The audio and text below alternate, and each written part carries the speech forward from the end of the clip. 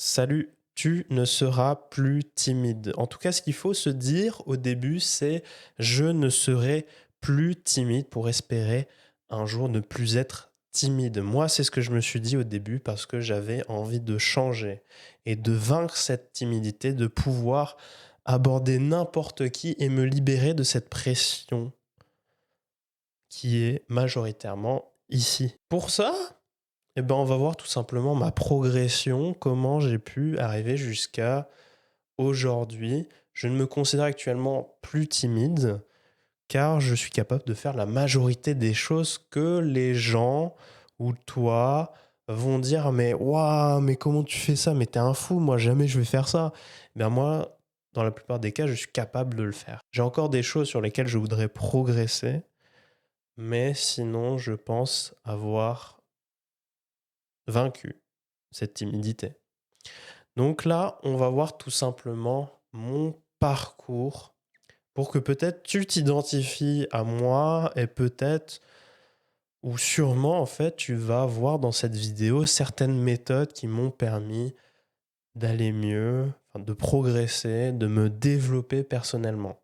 Et donc pour ça, on va commencer par repartir dans mon enfance. Donc pourquoi on repart dans mon enfance? Eh bien, tout simplement pour faire l'état de lieu de qui j'étais au début. Et pourquoi j'étais ultra timide. Enfin, pas forcément pourquoi, mais qui j'étais au début. Des petites anecdotes. J'étais au chant choral des Mirabelles et on faisait certaines représentations. Et à chaque fois que je montais sur scène, ils appelaient les pompiers directement. Et moi, je faisais un malaise. Je faisais à chaque fois des malaises sur scène. Alors qu'on était plusieurs, je n'étais même pas seul à faire quelque chose en particulier. On faisait tous la même chose. Mais à chaque fois, je m'évanouissais. Après, quand on va remonter plus tard, maintenant au collège, j'ai fait l'une de mes premières présentations orales devant la classe. Mes jambes, elles faisaient de l'accordéon. Mais vraiment, j'étais comme ça. Oui, donc je vais présenter parce que je n'arrivais pas. J'ai quand même eu une très bonne note parce que ce que je présentais était bien fait, effectivement. Mais voilà, c'est des exemples de moi qui n'arrivais absolument pas. Et de manière générale, les interactions sociales, je n'y arrivais pas. Je me mettais à l'écart, j'étais comme ça. Oui, oui, c'est moi, Aurélien. Et c'est juste la plupart des gens qui me présentaient pour que j'ai une interaction où ça se faisait le plus naturellement possible. Parce que sinon, j'arrivais pas, moi, à aller voir les gens et à dire oui, c'est moi, Aurélien, bonjour, pas de problème. Comment tu t'appelles? Qu'est-ce que tu fais dans la vie? Non, non. Donc après, ça n'a pas tellement progressé. Je suis resté comme ça. Après, je suis une nature qui est quand même assez renfermée, assez introvertie, solitaire. Mais il y a beaucoup de choses en fait que j'avais envie de faire, où j'avais envie d'aller voir des gens, avoir des relations, même amoureuses, parce que c'était ça la mode quand t'es jeune, quand tu arrives au lycée et tout, tu commences à avoir tes premières relations amoureuses. Pas moi du tout, j'étais pas capable. Et donc arrive la suite, donc j'ai pas tellement progressé, j'avais beaucoup de mal. Arrive la suite, arrivé en école d'ingé exactement. Donc c'est les études supérieures. Donc là, c'est un nouveau monde. Tu te dis, ouais, je vais sortir, je vais faire plein de choses, je vais rencontrer plein de gens. Un peu, mais quasiment pas. J'étais toujours très enfermé, j'osais pas, j'aimais pas, j'arrivais pas. Quand j'ai fait le week-end d'intégration, je suis juste allé pour voir, mais je suis resté sur le côté. Je suis allé dans un groupe à la limite. Et juste, je les regardais et je faisais rien. Je me disais, bon, ça va passer, ça va passer, ça va passer. C'est passé. C'est passé, mais de ce week-end, je n'ai rien fait. Je me suis emmerdé, mais totalement. Parce que je participais, je m'amusais pas, je le sentais pas, et ça me faisait chier.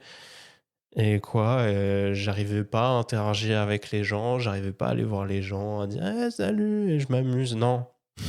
je, je ne savais pas, j'avais extrêmement peur d'aller voir les gens, d'interagir. Ça me bouffait, mais énormément d'énergie.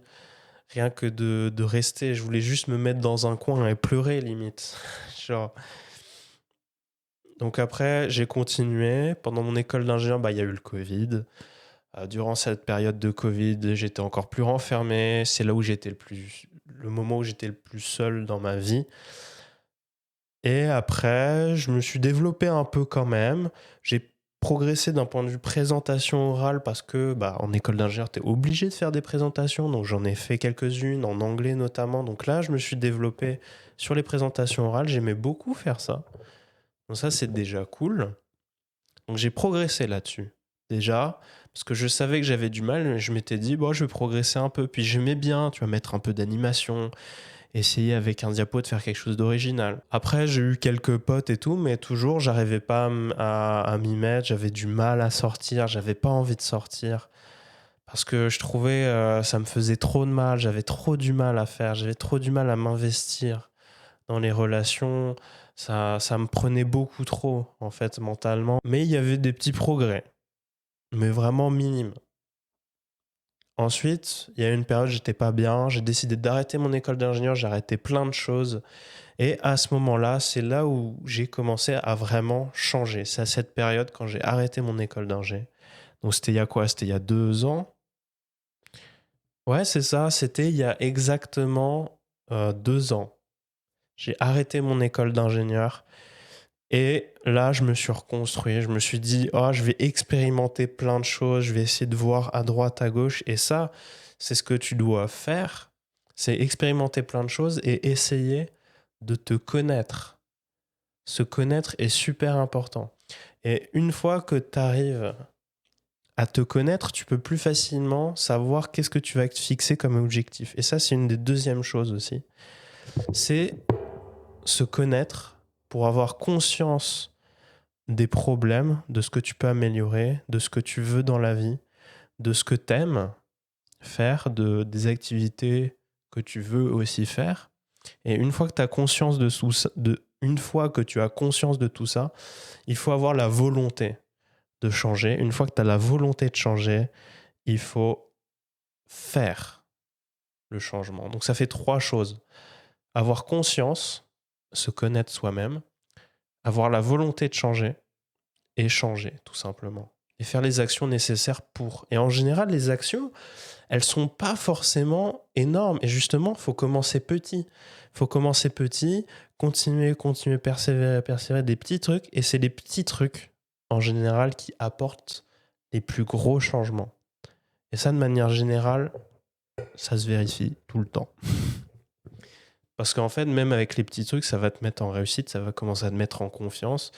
Et parfois, même les petits trucs apportent des gros changements, mais tu t'en rends pas compte, en fait. Parce que le cerveau, il nous trompe aussi. Et ça, c'est ce qui est dur aussi de prendre conscience. Et ce qui est bien pour prendre conscience aussi, c'est faire du journaling. Journaling in English. Donc, c'est un peu comme un journal intime. Tu vas noter, en gros, par rapport à une situation, ce que tu as pensé, tes réactions, tes ressentis corporels, si ton cœur s'est mis à s'accélérer, si tu as eu une pression d'un coup sur tes épaules, tu as eu ta gorge, elle s'est nouée comme ça, ou tu as eu des tremblements, tu as commencé à pleurer, toutes sortes de choses, tes pensées, ce que tu penses de la situation, tes réactions. Et ça permet d'avoir une sorte d'objectivité par rapport à la situation, c'est-à-dire de prendre du recul.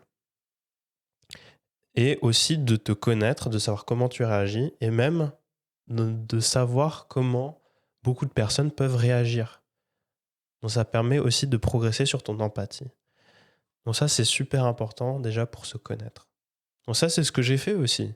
Et aussi, comme j'ai dit, expérimenter des choses, de nouvelles activités. Moi, j'ai pu découvrir la photo, j'ai pu commencer à faire de la vidéo.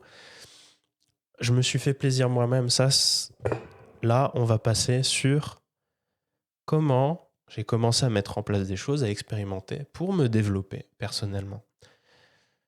L'une des premières choses que j'ai fait, je suis allé en ville pour la première fois de ma vie tout seul pour faire du shopping et aller manger au restaurant tout seul.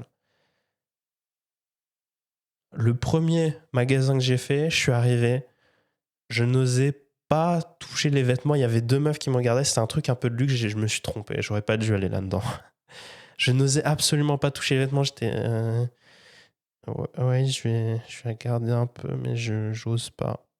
J'avais l'impression, si je touchais les vêtements plus, j'allais cramer.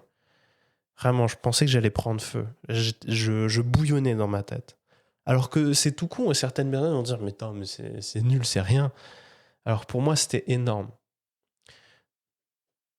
J'ai mangé tout seul, donc là déjà aussi c'est une expérience à faire. Il y a déjà des gens, je sais, qui ne l'ont jamais fait de leur vie et qui se disent mais c'est pas possible, je suis ridicule, aller tout seul manger au restaurant.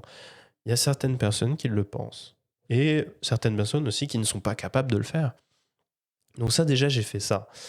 Après j'ai continué à me faire plaisir, à aller sortir, à visiter tout seul. Je suis allé voir Metz. Après j'ai pris des photos à Metz.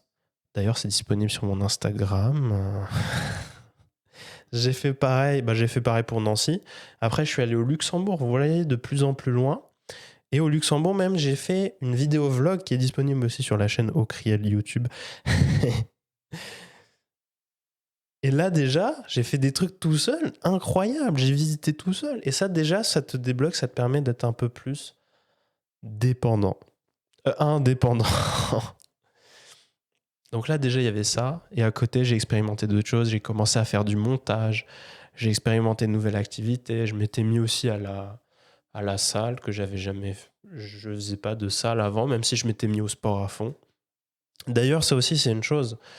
Moi, j'étais au sport, je faisais du sport à fond, mais à fond. En fait, moi, j'en ai fait en excès. Et même, j'avais un contrôle excessif sur mon corps, sur mon alimentation, vraiment en excès. Donc, c'est important et c'est vraiment primordial de faire une activité physique régulière, mais ou du sport, mais il ne faut pas que ça tombe en excès. Parce que le sport, ça vous permet de vous sentir mieux dans votre corps et d'avoir peut-être une apparence qui vous correspond mieux. Donc d'être bien dans son corps de manière générale et d'avoir plus confiance en soi. Parce qu'en plus, il y a une libération de certaines hormones lorsque vous pratiquez une activité physique. Enfin bref, tout est bénéfique avec l'activité physique et c'est un réel plus qu'il faut prendre en compte. Ça déjà c'est super important, mais bien sûr ne pas tomber comme moi j'ai fait en excès. Parce que moi ça m'avait plus renfermé qu'autre chose, cet excès. Donc ça, des expériences. Là je me suis réorienté donc pour faire d'autres études. Je suis parti d'abord en licence accès santé, donc pour aller en médecine. J'ai fait 15 jours. Ça fait 15. J'ai arrêté direct, je me suis dit non c'est mort. Et j'ai eu le temps de réussir. Enfin, j'ai eu la possibilité de reprendre directement. Après 15 jours, j'ai fait les trucs rapidement. J'ai réussi à choper STAPS. À partir de STAPS, j'ai fait une filière qui s'appelle APA, Activité physique adaptée et santé. C'est pour ça aussi que je vous dis que l'activité physique est très importante pour la santé. Bon, bref, APA, c'est pour faire de l'intervention auprès de personnes en situation de handicap. Donc, j'ai commencé à faire ça, c'était toujours dans la santé. Et là, encore récemment, je me suis rendu compte que ça ne me plaisait absolument pas. Mais je le savais déjà avant, hein, mais là, je me suis dit non, ça va pas le faire du tout. Donc là, je me réoriente encore. Mais simplement, déjà, ça, c'est pour vous dire qu'il ne faut pas hésiter. Dès maintenant, tant que vous êtes jeune, ou même plus tard, c'est toujours le moment, il y a de plus en plus de possibilités. Mais le mieux, c'est le plus tôt possible à expérimenter un maximum de choses, tant que vous le pouvez. Si vous le pouvez, faites-le. Car ça vous permet vraiment de vous connaître et de savoir ce qui vous plaît réellement. Et il n'y a pas de souci, en fait, à tester plein de choses tant que ça vous plaît et tant que ça vous met une évidence en mode « Ah bah oui, je vais faire ça dans ma vie, c'est génial, j'ai un projet de vie, j'ai un objectif, je sais ce que je vais faire. » Ça, c'est super important d'avoir des objectifs, des trucs en fait qui vous maintiennent, qui vous disent ah bah oui, j'ai ça, et pour arriver là, bah, je vais avoir différentes étapes. Mais d'abord, avoir l'objectif final de savoir où tu vas, ça permet d'avoir une clarification d'esprit super importante qui vous motivera davantage. Par exemple, imagine tu veux maîtriser le skateboard, tu vas noter en objectif final, donc maîtriser le skateboard, je sais pas, faire maîtriser le skateboard quoi, parce que tu veux aller à une telle vitesse, tu veux faire tel trick, tel trick. Après, tu peux détailler l'objectif, mais l'objectif, ça va être maîtriser le skateboard. Donc, tu vas avoir cet objectif. Et après, bah, tu vas faire tout ce qu'il faut pour arriver à cet objectif. Mais déjà, avoir le truc, je veux maîtriser le skateboard, et bah, tu sais que tu veux y arriver et que tu as la volonté d'aller jusque-là. Mais si tu ne le mets pas clairement, en fait, cet objectif, eh ben, tu vas te perdre. Ne pas hésiter à faire un maximum de choses à tester, surtout tant qu'on est jeune, puisque c'est là où on a le plus de possibilités. En fait, car plus tard, c'est toujours possible, mais c'est plus compliqué parce qu'on a une stabilité, on peut avoir une famille, on peut avoir un job, donc c'est un peu fixé et c'est beaucoup moins malléable. Donc en profiter tant qu'on est jeune à expérimenter plein de choses. Maintenant, je suis en début d'année. Donc c'est début d'année de l'année, enfin c'est l'année dernière, c'est 2023. Septembre 2023, je fais ma licence. Non, octobre, parce que j'arrive en octobre. Et là, durant cette période, bah, je découvre plein de choses. Je découvre plein de choses, et notamment des résumés de livres qu'un de mes amis m'a présenté. Et ça, c'est génial parce que ça m'a permis d'acquérir un maximum de connaissances et de savoirs divers sur de l'histoire, des sciences, les neurosciences, la psychologie des comportements, les relations, les interactions sociales, de la philosophie. Enfin, ça aussi, c'est génial. Ça me permet aussi de découvrir la méditation sur laquelle je vais revenir rapidement. Ça vous permet de découvrir un maximum de savoir, et les connaissances m'ont permis de me développer personnellement et de prendre aussi confiance en moi. C'est super important. Et ça te permet aussi de te connaître mieux, parce que tu connais mieux, moi j'ai mieux compris le fonctionnement de l'être humain, parce qu'il y a beaucoup de schémas, et tous les êtres humains, il y a un schéma qui se ressemble beaucoup. On se dit, on est tous différents, mais en même temps, on est tous pareils d'une certaine manière. Donc il y a beaucoup de choses que, au travers des livres, tu vas te dire, ah bah oui, c'est vrai. Tu vas te dire, bah c'est évident, ouais, c'est comme ça, je fonctionne peut-être comme ça, et tu vas voir, tu vas prendre conscience, et tu vas mettre des choses en place. Moi, j'ai pu mettre certaines méthodes qui étaient recommandées dans les livres en place, comme je vous en ai parlé, et qui m'ont permis de me développer personnellement, de me connaître mieux, et de connaître mieux aussi les autres et le fonctionnement des autres. Et je me suis pris d'une passion même avec les interactions sociales, les comportements des gens de manière générale. Donc ça, j'ai continué toute l'année. Au fur et à mesure de l'année, je suis sorti un peu plus. J'ai essayé de faire l'effort d'aller voir les gens. Enfin non, pas encore à ce niveau-là. Mais j'ai fait l'effort de faire des choses que je ne ferais pas avant. Par exemple, j'ai essayé de danser sur une piste de danse.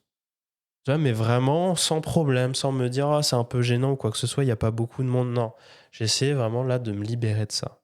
Et j'ai réussi parce que je suis arrivé à un stade où je dansais devant tout le monde dans une boîte.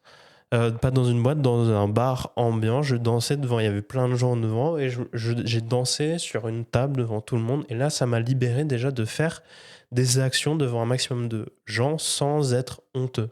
Et déjà là, ça m'a bien libéré. Mais j'ai fait ça de manière progressive. Et ça, c'est quelque chose qu'il faut retenir. Faire les choses progressivement, petit à petit. Ne pas se brusquer à vouloir faire un truc. Imaginons, on est là, pas faire un truc tout de suite là, faire pof, pof, pof, pof, pof, pof. Et au fur et à mesure qu'on se dépasse, qu'on sort de sa zone de confort, ça va devenir de plus en plus facile pour nous de se dépasser. C'est primordial. Et vous allez avoir de moins en moins cette petite voix qui vous dit c'est impossible, c'est impossible, c'est impossible, tu peux pas faire ça. En fait, ça, c'est que vous qui vous le dites.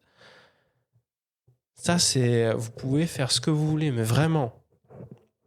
Selon certaines conditions, peut-être, mais vous pouvez faire ce que vous voulez. C'est en généralement ce qu'on appelle des pensées limitantes qui nous disent non, t'es pas capable, tu vas pas faire ça. C'est là, il faut réussir à s'en détacher. Mais pour ça, il faut faire progressivement, petit à petit, comme j'ai pu le faire. Par exemple, pour la danse, je me suis mis à... J'avais une amie, et j'ai dansé avec cette amie, et au fur et à mesure, c'était plus moi qui menait la danse, dans le sens où après, je suis ressorti, j'ai redansé avec elle, et c'est moi qui me mettais à danser, ou même j'ai appris, même pour me mettre plus en confiance, à bouger et à danser.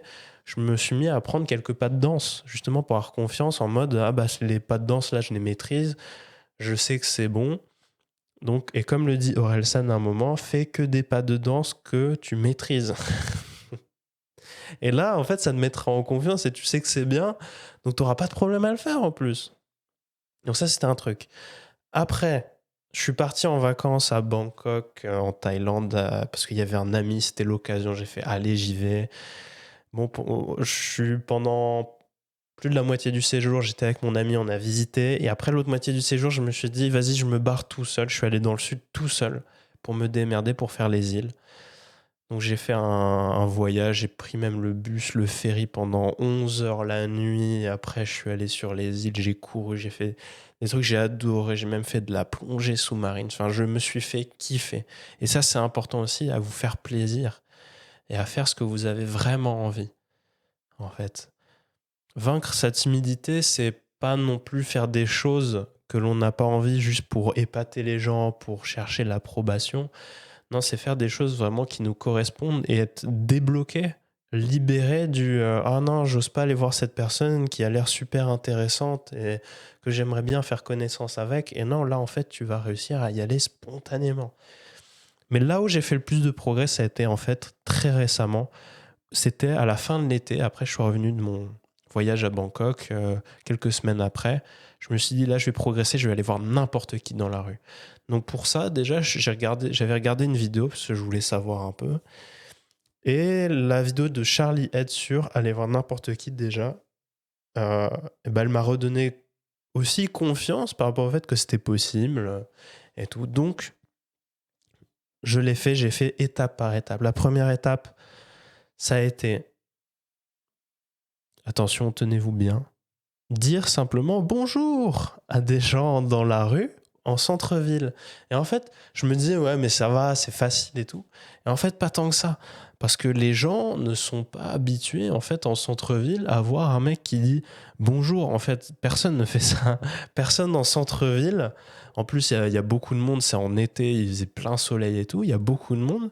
À aucun moment, tu dis, bah, je vais dire bonjour à des gens dans la rue que je croise, parce que tu en croises non-stop, en fait, et que personne ne fait ça. Donc, j'ai pas réussi tout de suite quand j'ai traversé une grande rue. Je suis allé dans un parc, c'était un peu plus calme, il y avait un peu moins de monde, et là, j'ai réussi à le faire. Personne, normalement, ne dit bonjour en temps normal, et moi, je disais bonjour. Et ça m'a débloqué. Il y a même un moment, petite anecdote, là, je passe devant, il y avait un couple de jeunes, peut-être 18 ans, même pas. Je dis bonjour, je passe un peu, il y a le mec qui m'interpelle, il me fait « Hé, tu connais qui, toi ?» Personne, je disais juste bonjour. Et il m'a fait ah ok, pas de problème. Et il m'a fait un pouce en l'air. Mais en fait, il n'y a aucun problème à dire bonjour. Il n'y a pas un mec à venir qui va faire hey, t'as cru quoi? Tu me dis bonne journée? Tu me dis bonne journée? Non, j'ai envie que tu m'insultes. Insulte-moi, frère. Non, non, ça n'existe pas. Donc là, déjà, j'ai réussi à faire ça. C'était extraordinaire. Après, je me suis dit, je vais pousser le truc plus haut, enfin, étape par étape. Je vais aller voir quelqu'un et poser une question dans le contexte. Donc, par exemple, moi, je suis allé voir quelqu'un qui était en train d'écouter de la musique. Ça peut être quelqu'un qui est en train de lire. Tu l'interpelles, tu dis hey, qu'est-ce que tu es en train de lire? Et là, hop, tu fais une petite discussion. Donc, je suis allé voir un mec qui était avec son casque. Et je lui ai dit salut, t'écoutes quoi? Il n'a pas compris parce que il parlait pas français. donc, donc, j'ai parlé anglais avec lui. J'ai discuté pendant 1 heure avec lui. C'était génial. C'était la première fois que je faisais ça. J'étais super content. Après, ça s'est passé, je suis retourné encore, je me suis dit, je vais continuer à m'entraîner. Là, j'étais au Starbucks, j'étais en train de boire. On s'en fout. J'ai repéré des meufs qui discutaient, chill. Je me suis dit, vas-y, je vais faire l'expérience là de poser une question qui n'a rien à voir avec le contexte. C'est encore un autre niveau, je trouvais, parce que ça n'a rien à voir. Mais en vrai, c'est le plus fun et je trouve que c'est le mieux pour aborder des gens, puisque ça fait quelque chose qui est en dehors et les gens sont intrigués, ils vont me dire putain, mais c'est marrant que tu me poses un truc comme ça qui a rien à voir avec ce qui se passe ou quoi. Ça, c'est sympa. Et donc là, je suis arrivé, je leur ai dit